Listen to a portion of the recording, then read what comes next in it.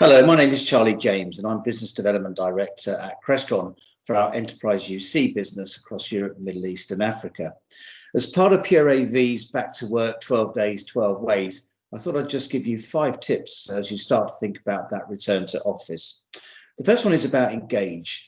We've all been remote participants for the last 9 months. When you get back into that boardroom and there's 10 of you in that room and there's somebody remotely coming in, don't forget they're there.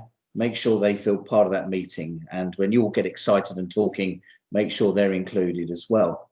The second one is clarity. So making sure that we plan clear agendas, make sure the roles are absolutely clear, and really think about, is that trip really necessary? Because remember, we're not out of the woods just yet. And then that leads me on to planning. Book that desk space and use it.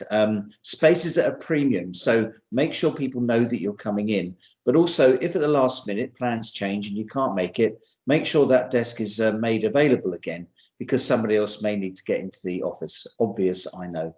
It's also about trust. As we've all learned working from home, in fact, one of the big issues about planning these digital transformation journeys and remote working was about trust. Would people actually get the job done at home? And I think that's been proven. But again, make sure that as a leader, you communicate clear guidelines to the people working from home, and vice versa. As you're working from home, make sure you're still visible. And there's many ways that you can do that.